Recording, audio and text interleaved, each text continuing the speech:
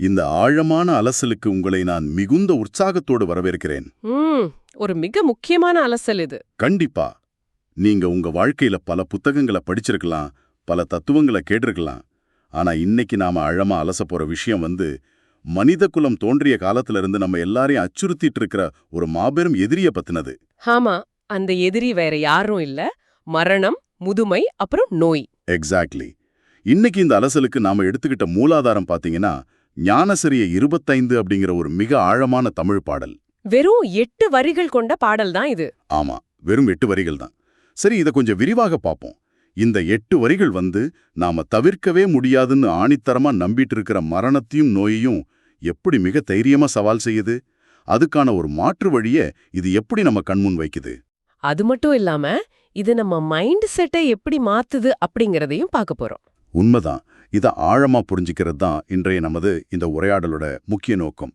வாங்க இந்த விவாதத்துக்குள்ள போலாம். இதுல ரொம்பவே ஆச்சரியமூட்டும் விஷயம் என்னன்னா, இந்த பாடல் வெறும் ஆன்மீகத்தையோ அல்லது தத்துவத்தையோ மட்டும் காத்துல பேசல.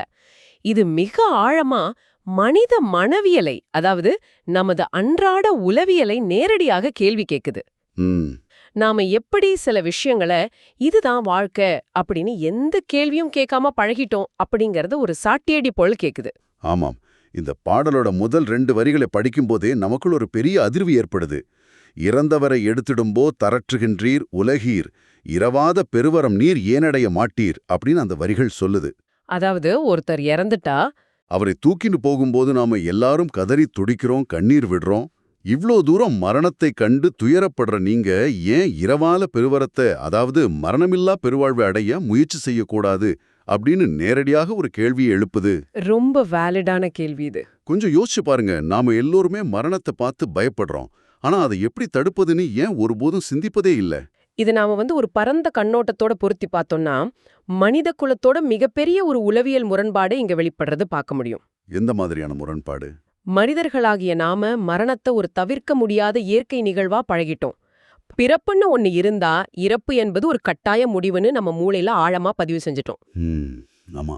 அதனால ஒரு உயிரிழப்பு ஏற்படும் போது நம்ம துக்கப்படுறோம். ஆனா அந்த துக்கம் மரணத்தை வெல்வதற்கான ஒரு தேடலா மாறுறதில்ல. மாறாக அது ஒரு வகையான கையறு நிலையோட வெளிப்பாடாகவே இருக்கு. இந்த பாடல் அந்த மனநிலையத்தான் உடைக்க முயற்சி செய்யுது. அதாவது நீங்க அழுதுறீங்க, சரி, ஆனா அந்த அழுகைக்கான மூல காரணத்தை உங்களால ஒழிக்க முடியாதா அப்படின்னு கேக்குது. எக்ஸாக்ட்லி, அதுதான் பாயிண்ட். ஒரு நிமிஷம், இது எனக்கு கொஞ்சம் முரண்பாடா படுது. இப்போ மரணம் அப்படிங்கிறது இயற்கையான ஒரு உயிரியல் விதிதானே. மனிதர்கள் அழுவது அந்த பிரிவை தாங்க முடியாம தானே தவிர மரணத்தை வெல்ல முடியுங்கிற நம்பிக்கை இல்லாததால இல்லையே. உயிரியல் ரீதியா பார்த்தா எல்லாமே ஒரு நாள் அழியத்தானே செய்யணும். அதுதான் இங்குள்ள மிக நுட்பமான விஷயம். உயிரியல் ரீதியா எல்லாமே அழியும் அப்படிங்கிறது நாம இதுவரை கண்டறிந்த அறிவியல். ஆனா இந்த பாடல் அந்த அறிவியலையே ஒரு எல்லைக்குட்பட்டதுன்னு சொல்லுது. ஓ, ஓகே. நாம பிரிவிற்காக அழுகிறோம் என்பது உண்மைதான். ஆனா அந்த பிரிவு ஏன் ஏற்படுது, மனித உடல் ஏன் சிதையுது அப்படிங்கிற ஆழமான கேள்வியை நோக்கி நாம நகர்றதில்ல. மரணம் என்பது ஒரு இரும்புச் சுவர், அதை உடைக்கவே முடியாதுன்னு நாம நம்பிட்டோம். ஆமா, அந்த நம்பிக்கையை தான் ஆசிரியர் இங்க கேள்வி கேட்கிறாரு. உங்களால ஒரு விஷயத்துக்காக இவ்வளவு வலிப்பட முடியுதுன்னா அந்த வலியை நிரந்தரமா தீர்க்கும் ஒரு வழியை தேடுற அறிவும் உங்ககிட்ட இருக்கணுமே, அதை ஏன் பயன்படுத்த மறுக்கிறீங்க அப்படின்னு ஒரு ஆழமான தர்க்கத்தை அவர் வைக்கிறாரு. அப்படி என்றால் நாம் அந்த சுவரை பார்த்து தலையில அடிச்சுக்கிறோமே தவிர அதுல ஏதேனும் ஒரு ரகசிய கதவு இருக்கான்னு தேடுவதே கிடையாதுன்னு சொல்றீங்க. இது அப்படியே நம்மளை அடுத்த ஒரு அதிர்ச்சியான கட்டத்துக்கு கொண்டு போகுது. ஆமா, 3வது வரி. அடுத்த வரியில ஆசிரியர் கேட்கிறாரு, மறந்திருந்தீர் பிணிமூப்பில் சம்மதமோ நுமக்கு அப்படின்னு. அதாவது நீங்க உண்மையை மறந்துட்டீங்க, அதனாலதான் நோய்க்கும் முதுமைக்கும் சம்மதம் தெரிவிச்சிட்டீங்களான்னு கேட்கிறாரு. இந்த வார்த்தைய நல்ல கவனிக்கணும். சம்மதமோ? ஆமா, இது எனக்கு எப்படி தோணுதுன்னா, நம்ம அன்றாட வாழ்க்கையில நாம பயன்படுத்துற ஒரு பொருள், உதாரணமா நம்ம வீட்ல இருக்கிற ஒரு வாஷிங் மிஷின் பழுதாயிடுச்சுன்னு வைங்களேன். சரி, பல வருஷம் ஆச்சு, இது ரிப்பேர் ஆகதான் செய்யும்னு நினைப்போம். ஆமா, மோட்டார் தேயதான் செய்யும் அப்படின்னு நாம எப்படி ஒரு சலிப்போட ஏத்துக்கிறோமோ, அதுபோலவே நமது சொந்த உடம்பு தளர்வதையும் நாம சாதாரணமா ஏத்துக்கிறோமா? நோயும் முதுமையும் நம்ம உடம்புல நுழைய நாமே அனுமதி கொடுத்துட்டோமா? அந்த வாஷிங் மிஷின் உதாரணம் மிகச் சரியானது. இயந்திரங்களுக்கு தேய்மானம், அதாவது அந்த வியர் அண்ட் டியர் என்பது இயற்கை. ஆனா மனித உடல் என்பது ஒரு இயந்திரம் அல்ல. அது தன்னைத்தானே புதுப்பிச்சுக்க கூடிய ஒரு அபாரமான உயிரியல் அமைப்பு. உண்மைதான். நம்ம செல்கள் ரீஜெனரேட் ஆகிட்டே இருக்கும். உங்க உடம்புல இருக்கிற செல்கள் தொடர்ந்து தங்கள மாத்திக்கிட்டே இருக்கு. அப்படி இருக்க ஏன் ஒரு குறிப்பிட்ட காலத்துக்கு பிறகு உடம்பு தன்னைத்தானே அழிச்சுக்க தொடங்குது? உளவியல்ல பாத்தீங்கன்னா லேர்ன்ட் ஹெல்ப்லெஸ்னஸ், அதாவது கற்றுக்கொண்ட இயலாமைன்னு ஒரு விஷயம் இருக்கு. கேள்விப்பட்டிருக்கேன். அதாவது ஒரு துன்பத்தை தவிர்க்க முடியாதுன்னு ஒருத்தன் நம்பத் தொடங்கிட்டா, அதிலிருந்து தப்பிக்க வழி இருந்தாலும் அவன் தப்பிக்க முயற்சிக்க மாட்டான். அதத்தான் இந்த பாடல் சம்மதமோ நமக்கு அப்படின்னு மிகுந்த அக்கறையோட கேக்குது. இந்த கற்றுக்கொண்ட இயலாமை அப்படிங்கறத நம்ம அன்றாட வாழ்க்கையோட பொருத்தி பார்த்தா இன்னும் பயங்கரமா இருக்கு. இப்போ ஒரு 35 வயசுலயே மூட்டு வலி வந்தாலோ அல்லது கொஞ்சம் முடி நரைச்சாலோ நம்ம என்ன சொல்றோம்? வயசாயிடுச்சு இல்லையா, அப்படிதான் இருக்கும்னு சொல்லுவோம். நாமே ஒரு சமாதானத்தை சொல்றோம். ஒரு 40 வயசுல சக்கரை நோய் வந்தா எங்க அப்பாவுக்கு இருந்தது எனக்கும் வந்துருச்சு அப்படின்னு அதை ஒரு பாரம்பரிய பெருமை போல ஏத்துக்கிறோம். சரியா பிடிச்சிங்க. அந்த சமாதானம் தான் ஆசிரியர் குறிப்பிடுற அந்த சம்மதம். வலிய நாம ஒரு விருந்தாளிய போல வரவேற்று நம்ம உடம்பிலேயே தங்க இடம் கொடுத்துடுறோம். இது ரொம்ப ஆபத்தான மைண்ட் செட். இந்த மனநிலையை தான் இந்த வரி கடுமையா சாடுது. நாம நோய் எதிர்த்து போராடுறோம்னு நினைச்சுக்கிட்டு மருத்துவர்கள்கிட்டயும் மருந்துகள்கிட்டயும் ஓடுறோம். ஆனா அடிமனசுல வயதானால் நோய் வரத்தான் செய்யும் அப்படிங்கிற ஆழமான சம்மதத்தை நாம வழங்கிட்டோம். அதனாலதான் கியூர் ஆக மாட்டேங்குது. நம்ம எண்ணங்களும் நம்பிக்கைகளுமே நம்ம உடலோட செயற்பாட தீர்மானிக்குது அப்படிங்கறத இன்றைய நவீன அறிவியலான எபிஜெனெட்டிக்ஸ் கூட மெய்ப்பிக்க தொடங்கியிருக்கு. நீங்க முதுமையை ஏத்துக்கிட்டா உங்க செல்களும் அதை ஏத்துக்கிட்டு தளர்ந்துடுது. இது ரொம்பவே ஆழமான ஒரு பார்வை.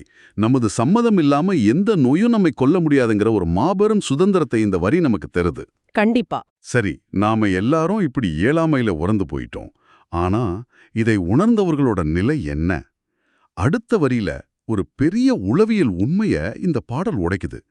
மறந்தும் இதை நினைக்கில் நல்லோர் மனம் நடுங்கும் கண்டீர் அப்படின்னு சொல்லுது. அதாவது நோய், முதுமை, மரணம் ஆகியவை பத்தி தவறிப்போய் நினைச்சா கூட நல்லவர்களோட மனம் நடுங்கும். ஒரு சாதாரண மனிதன் மரணத்தை மறந்துட்டு தம் வாழ்க்கைய வாழலாம். ஆனா உங்களை நீங்களே கேட்டுக்கோங்க. நீங்க எப்போதாவது ராத்திரியில தூக்க வராம இருட்டுல முழிச்சுக்கிட்டு ஒரு நாள் நமக்கும் இந்த முடிவு வருமே, நம்ம நேசிக்கிற எல்லாருக்கும் நம்ம குழந்தைகளுக்கும் இந்த முதுமையும் மரணமும் வருமேன்னு நினைச்சு பார்த்திருக்கீங்களா? நிறைய பேருக்கு அந்த அனுபவம் இருக்கும். அப்படி சிந்திக்கும் போது ஒரு நடுக்கம் வரும் இல்லையா? அதத்தான் இது குறிப்பிடுதுன்னு நினைக்கிறேன். அந்த நடுக்கம் என்பது ஒரு சாதாரண பயம் அல்ல. இந்த இடத்துல நல்லோர் அப்படிங்கிற வார்த்தையை ஆசிரியர் பயன்படுத்தியிருக்கிறது மிக முக்கியமானது. நல்லவர்கள்னா யாருங்க? நல்லவர்கள் என்பவர்கள் சக மனிதர்கள் மீதும் பிற உயிர்கள் மீதும் அளவற்ற கருணையும் நேசமும் கொண்டவங்க. அவங்களுக்கு தங்கள் மரணத்தை பத்தின சுயநலமான பயத்தை விட இந்த ஒட்டுமொத்த மனித குலமும் எப்படி நோயிலும் முதுமையிலும் சிக்கித் தவிக்குது அப்படிங்கறத பார்க்கும்போதே மனம் பதபதிக்குது. அது துன்பத்தின் மீதான மனிதநேயம். ஆமா, வாழ்வின் நிலையாமை குறித்த ஒரு ஆழமான விழிப்புணர்வு அது. ஒரு அழகான மலர் வாடுவதை பார்த்தாலே துடிக்கிற மனம், மனிதர்கள் நோய்வாய்ப்பட்டு உருமாறி பின் மரணிப்பதை பார்த்தா எப்படி நடுங்காம இருக்கும்? நீங்க சொல்றத பார்க்கும்போது அந்த நடுக்கம் என்பது ஒரு விழிப்புணர்வோட முதல் படி அப்படின்னு தோணுது. ஏன் இந்த வாழ்க்கை இவ்வளவு கொடூரமா வடிவமைக்கப்பட்டிருக்கு அப்படிங்கிற கேள்வியிலிருந்து பிறக்கிற ஒரு நடுக்கம் அது. எக்ஸாக்ட்லி. சரி, இதுவரைக்கும் இந்த பாடல் நம்ம பிரச்சனைகளை, நமது முரண்பாடுகளை, நாம ஏத்துக்கிட்ட இயலாமைய, அதை பார்த்து நல்லவர்கள் படும் துயரத்தை பத்தி பேசிடுச்சு. ஆனா இங்கதான் விஷயம் ரொம்ப ரொம்ப சுவாரஸ்யமாகுது. ஆமா, ஒரு மாபெரும் தீர்வை இது முன்வைக்குது. இது வெறும் பிரச்சனைகளை பட்டியலிட்டுட்டு அவ்வளோதான் வாழ்க்கை அப்படின்னு நகர்ந்துடுற ஒரு சாதாரண தத்துவ பாடல் அல்ல. அடுத்த வரியில சிறந்திடு சன்மார்க்கம் ஒன்றே பிணிமூப்பு மரணம் சேராமல் தவிர்த்திடுங்கான் தெரிந்து வம்பின் இங்கே அப்படின்னு ஒரு முழக்கத்தை வைக்குது. அதாவது இந்த நோய், முதுமை, மரணம் ஆகியவற்றை தடுப்பதற்கு ஒரே ஒரு வழிதான் இருக்கு. அதுதான் சிறந்திடு சன்மார்க்கம். இந்த சன்மார்க்கம் மட்டுமே இது மூணையும் நம்மளை அண்டவிடாம தடுக்கும் அப்படிங்கிற ஆசிரியரோட உறுதியான நிலைப்பாடு நம்மளை மலைக்க வைக்குது. இங்கேர்ந்துதான் இந்த பாடல் ஒரு முற்றிலும் புதிய பரிமாணத்துக்கு போகுது. இதுவரை கேள்விகளை கேட்டவர் இப்போ அதுக்கான விடைய தர்றாரு. அந்த விடைதான் சன்மார்க்கம். சன்மார்க்கம்னா என்ன? சன்மார்க்கம் என்பத நாம ஏதோ ஒரு புதிய மதம் என்றோ ஒரு குறிப்பிட்ட குழுவோட வழிபாடு என்றோ சுருக்கிடக்கூடாது. சத்து அப்படின்னா உண்மை, மார்க்கம்னா வழி. அதாவது இயற்கையோட உச்சபட்ச உண்மையோட இணைந்து வாழற ஒரு உன்னதமான வாழ்வியல் நெறிதான் சன்மார்க்கம். இது கொஞ்சம் விரிவாக பார்ப்போம். ஒரு வாழ்வியல் நெறியால எப்படி பிணி, மூப்பு, மரணத்தை தடுத்து நிறுத்த முடியும்? இது அறிவியலுக்கு முற்றிலும் முரணான ஒரு கருத்தா இருக்கு. மிகச்சரியான கேள்வி. இன்றைய நவீன அறிவியல் உடம்ப ஒரு பௌதீக பொருளா, அதாவது பிசிக்கல் மேட்டரா மட்டுமே பாக்குது. ஆனா சன்மார்க்கம் உடம்ப ஒரு ஆற்றல் மையமா, அதாவது எனர்ஜி சிஸ்டமா பாக்குது. ஓகே. உங்க மனசுல தோன்ற ஒவ்வொரு கோவமும், கவலையும், பயமும் உங்க உடம்புல இருக்கிற செல்கள்ல ஒரு நச்சுத்தன்மையை உருவாக்குது. இதுதான் நோயாகவும் முதுமையாகவும் மாறுது. அப்ப அந்த நச்சுத்தன்மையை நீக்கணுமா? ஆமா. சன்மார்க்கம் என்பது அன்பு, ஜீவகாருண்யம், அதாவது அனைத்து உயிர்களிடத்தும் இரக்கம், அப்புறம் தூய்மையான மனநிலை ஆகியவற்றின் மூலமா உடலோட அதிர்வலைய மாற்றுவதாகும். மனம் முழுமையான அமைதியையும் அன்பையும் அடையும் பொழுது உடலோட அழிவு நிலை தடுத்து நிறுத்தப்படுதுன்னு இந்த நெறி கூறுது. இது வெறும் தத்துவம் அல்ல, இது ஒரு வகையான உள் அறிவியல். வாவ்! அப்படியென்றால் மரணம் என்பது வெளியிருந்து வர்ற ஒரு எதிரி அல்ல, நமக்குள்ள இருக்கிற ஒத்திசைவின்மைதானா அது? ஆமா, டிஸ்ஹார்மனி. அது சரி செய்துட்டா உடலோட சிதைவை தடுத்துடலாம் என்பதுதான் சன்மார்க்கத்தோட அடிப்படை.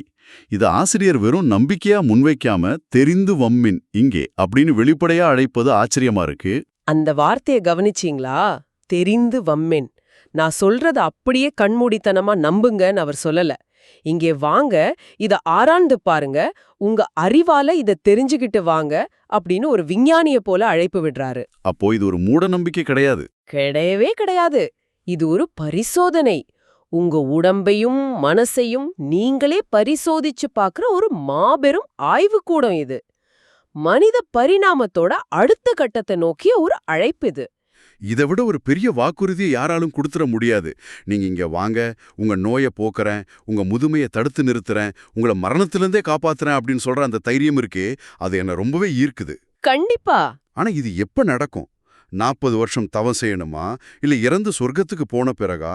இங்குதான் இந்த பாடல் எல்லாவற்றையும் உச்சகட்டத்திற்கு கொண்டு போகுது. பிறந்த பிறப்பிதிற்றானே நித்தியமை வாழ்வு பெற்றிடலாம், பேரின்பம் முற்றிடலாம் விரைந்தே. அதாவது ஏதோ அடுத்த ஜென்மத்திலோ அல்லது இறந்த பிறகோ அல்ல, நீங்க பிறந்த இந்த பிறப்பிலேயே நித்தியமை வாழ்வு எனப்படும் அந்த முடிவற்ற உண்மையான வாழ்வையும் எல்லையில்லா பேரின்பத்தையும் அடைய முடியும்னு அடிச்சு சொல்லுது. அதுவும் எப்படி சொல்றாரு? விரைந்தேன்னு சொல்றாரு. ஆமா, மிக சீக்கிரமாக அடைய முடியும்னு சொல்லுது. ஒரு நிமிஷம், இதே உடம்புல இந்த பிறவியிலேயே மரணமில்லா பெருவாழ்வா? இது எப்படி சாத்தியம்? இது மனிதர்களோட மரபான சிந்தனைகள் அனைத்தையும் தலைகீழாக புரட்டி போடுற ஒரு வரி. பெரும்பாலான தத்துவங்களும் உலகெங்கும் உள்ள பல மதங்களும் ஒரு மனிதனோட உச்சகட்ட நிம்மதி அல்லது பேரின்பம் என்பது மரணத்துக்கு பிறகுதான் கிடைக்கும்னு ஒரு நம்பிக்கையை விதைச்சிருக்கு. ஆமா, இந்த வாழ்க்கை ஒரு மாயை, இல்லனா இது ஒரு தண்டனை, செத்த பிறகுதான் உனக்கு சொர்க்கம் அப்படின்னு தான் பலரும் சொல்லி கொடுத்திருக்காங்க. ஆனா இந்த பாடல் அந்த பார்வையை முற்றிலுமாக மறுக்குது. இந்த பிறப்பிலேயே அப்படின்னு அது சொல்றது உடலோடு கூடிய வாழ்வை ஒரு தண்டனையா கருதாம உடலை ஒரு மாபெரும் கருவியா பாக்குறத காட்டுது. நீங்க சொன்ன அந்த விரைந்தே அப்படிங்கிற வார்த்தை இதற்கான அவசரத்தையும் இது உடனடியாக சாத்தியம் அப்படிங்கறதையும் குறிக்குது. ஆமா, இந்த பிறப்பிலேயே அப்படிங்கிற அந்த வார்த்தை எனக்குள்ள பல அதிர்வலையை ஏற்படுத்துது. நாம பொதுவா என்ன நினைப்போம்? இந்த வாழ்க்கை அவ்வளவுதான், ரொம்ப கஷ்டம், அடுத்த பிறவிலாவது நிம்மதியா இருக்கணும்னு நினைப்போம். துன்பங்களை சகிச்சுக்கிறது தான் புண்ணியம்னு கூட சில சமயம் நம்புவோம். ஆமா, ஆனா இங்க இருக்கும்போதே, இந்த உடலோடு இருக்கும்போதே அந்த எல்லையில்லா பேரின்பத்தை அடையலாம் என்பது எவ்வளவு பெரிய ஒரு விடுதலை. அது மட்டும் இல்லாம நித்திய மெய் வாழ்வு அப்படிங்கிற பதத்தை அவர் பயன்படுத்துறாரு. நித்தியம்னா நிரந்தரம், மெய்னா உண்மை மற்றும் உடலையும் அது குறிக்கும். நிரந்தரமான உண்மையான ஒரு வாழ்வு. இது ஏதோ கண்ணுக்கு தெரியாத ஆன்மா அடையும் முக்தி அல்ல. இல்ல, இது உடல், மனம், ஆன்மா ஆகிய மூன்றையும் உள்ளடக்கிய ஒரு முழுமையான நிரந்தரமான வாழ்க்கைக்கான உத்தரவாதம். மனிதனால தனது மரபணுக்கள்ல எழுதப்பட்ட விதிய தனது உயர்ந்த விழிப்புணர்வின் மூலமா திருத்தி எழுத முடியும் அப்படிங்கிற அதீத நம்பிக்கை இதுல பிரதிபலிக்குது. நீங்க இத புரிஞ்சுக்கணும்னா உடம்ப வெறும் மாம்ச பிண்டமா பாக்குறத நிறுத்தணும். உடல் என்பது உறைந்து போன ஒளி, அதாவது புரோசன் லைட் அப்படின்னும் கூட சில சித்த மரபுகள் சொல்லுது. அந்த ஒளிய மீண்டும் தட்டி எழுப்பினால் மரணம் என்ற இருள் அகன்றுவிடும் என்பதுதான் இதனோட உட்பொருள். உங்களை நீங்களே ஒரு கணம் கேட்டுக்கோங்க. இந்த உலகத்துல யாராவது உங்ககிட்ட வந்து நீ சாகவே மாட்ட, உனக்கு வயசாகவே வயசாகாது, அதுவும் இதே உடம்புல இதே பிறவியில இது நடக்கும்னு சொன்னா அது ஒரு பைத்தியக்காரத்தனம் தானே நாம் ஆரம்பத்துல நினைப்போம். ஆமா, கண்டிப்பா அப்படிதான் தோணும். ஆனா இந்த பாடல் அந்த பைத்தியக்காரத்தனத்தை ஒரு தர்க்க ரீதியான கேள்வியா மாத்தி உங்களை நோக்கி நீட்டுது. நீங்க ஏன் அழுகுறீங்க, ஏன் உங்க நோயை ஏத்துக்கிறீங்க, ஏன் இந்த சன்மார்க்கத்தை ஆராய்ந்து பார்க்க கூடாது அப்படின்னு அடுத்தடுத்த கேள்விகளால நம்மள சிந்திக்க வைக்குது. ஒரு வகையில பார்த்தா இது மனித சிந்தனைக்கு விடப்பட்ட ஒரு மிகப்பெரிய சவால். நாம இன்னைக்கு விண்வெளிக்கு செல்றோம், செயற்கை நுண்ணறிவை உருவாக்குறோம், பல தொழில்நுட்பங்களை கண்டுபிடிக்கிறோம். ஆனா நம்முடைய சொந்த உடம்போட சொந்த உயிரோட ரகசியத்தை மட்டும் நாம இன்னும் முழுமையா புரிஞ்சுக்கல. உண்மைதான். அந்த ரகசியத்துக்கான ஒரு வரைபடம், அதாவது ரோட் மேப் தான் இந்த 8 வரிகள். இது வெறுமனே மரணத்தைக் கண்டு அஞ்சும் ஒரு சோக பாடலோ அல்லது அனுதாபம் தேடும் ஒரு கவிதையோ அல்ல. மாறாக இது ஒரு மாபெரும் விழிப்புணர்வு அழைப்பு. மரணத்தை வெல்ல முடியும்னு அறைகூவல் விடுகுது. ஆமா, மனித குலம் நோய், முதுமை, மரணம் ஆகியவற்றை தவிர்க்க முடியாத விதின்னு தவிலை குனிந்து ஏத்துக்கிட்டு இருக்கிற நிலையில அந்த விதியை எதிர்த்து நின்று வெல்ல முடியும்னு சொல்லுது. நீங்க சொல்றது முற்றிலும் உண்மை. இது நிச்சயமா நம்ம எல்லோரையும் சிந்திக்க வைக்கும் ஒரு ஆழமான கருத்தாகும். நாம அன்றாட ஓடிக்கிட்டு இருக்கிற இந்த வாழ்க்கை பந்தயத்துல சற்று நின்று மூச்சு விட்டு இந்த 8 வரிகள் சொல்லும் உண்மையை உள்வாங்கிக்கிட்டா நமது மொத்த பார்வையும் மாறிடும். கண்டிப்பா. எப்படியும் செத்து போக போறோம், அதுக்குள்ள இதெல்லாம் சாதிச்சிடணும் அப்படின்னு ஓடுற அந்த பதற்றம் நம்மளை விட்டு போயிடும். ஒரு அமைதியான ஆனா ஆழமான தேடல் தொடங்கும். அந்த தேடல் ரொம்ப முக்கியம். சரி, இந்த ஆழமான அலசலோட முடிவிற்கு நாம வந்துட்டோம். இந்த 8 வரிகளுக்குள் இவ்வளவு பெரிய பிரபஞ்ச ரகசியம், உளவியல் உண்மைகள் மற்றும் உயிரியல் சவால்கள் புதிந்திருக்கும் அப்படிங்கறத நாம மிகத் தெளிவா இன்னைக்கு விவாதிச்சோம். ஆனா விடை பெறுவதற்கு முன்பு உங்களை நோக்கி ஒரு சின்ன சிந்தனையை தூண்டும் கேள்வியை, ஒரு சவாலை முன்வைக்க விரும்புறேன். இத பத்தி அவங்க கண்டிப்பா சிந்திக்கணும். ஒரு கணம் கண்களை மூடி யோசிச்சு பாருங்க. முதுமையையும் மரணத்தையும் நீங்க ஒரு தவிர்க்க முடியாத விதி அப்படின்னு காலங்காலமா நம்பிட்டு இருக்கீங்க இல்லையா? அந்த நம்பிக்கையை இன்றோடு ஒரு ஓரமா வச்சுட்டு அவற்றை வெல்லக்கூடிய ஒரு ரகசிய வழி உண்மையிலேயே இந்த பிரபஞ்சத்துல இருக்கு, அது எனக்கு கிடைக்கும், அதுவும் இந்த பிறப்பிலேயே சாத்தியம் அப்படின்னு நீங்க முழுமையா நம்ப தொடங்கினா அது உங்களுடைய இன்றைய வாழ்க்கையோட முன்னுரிமைகளை எவ்வாறு மாத்தும்? ரொம்ப ஆழமான கேள்வி இது. நீங்க இப்போ அலுவலக பிரச்சனைக்காகவோ அல்லது அடுத்தவங்க உங்களை பத்தி என்ன நினைப்பாங்க என்பதற்காகவோ கவலைப்பட்டு கொண்டிருக்கிற பல அற்ப விஷயங்கள் உங்களை விட்டு போயிடுமா? உங்களுடைய தேடல் எப்படிப்பட்டதா மாறும்? அவங்க வாழ்க்கையோட அர்த்தமே மாறிடும். மரணம் அப்படிங்கிற டெட்லைன் உங்க வாழ்க்கையில இல்லைன்னா உங்க வாழ்க்கை எவ்வளோ பிரம்மாண்டமா, எவ்வளோ நிம்மதியா மாறும்? இத பத்தி இன்னைக்கு முழுவதும் கொஞ்சம் நிதானமா யோசிச்சு பாருங்க. கண்டிப்பா யோசிக்க வேண்டிய விஷயம். இந்த ஆழமான பாடலை இவ்வளவு நுணுக்கமா அலசி அதோட பல பரிமாணங்களை புரிஞ்சுகொள்ள உதவியதற்கு மிக்க நன்றி. மீண்டும் ஒரு அருமையான தேடலோட இன்னும் பல சுவாரஸ்யமான தலைப்புகளோட உங்களை சந்திக்கும் வரை தொடர்ந்து சிந்தியுங்கள், தேடுங்கள்.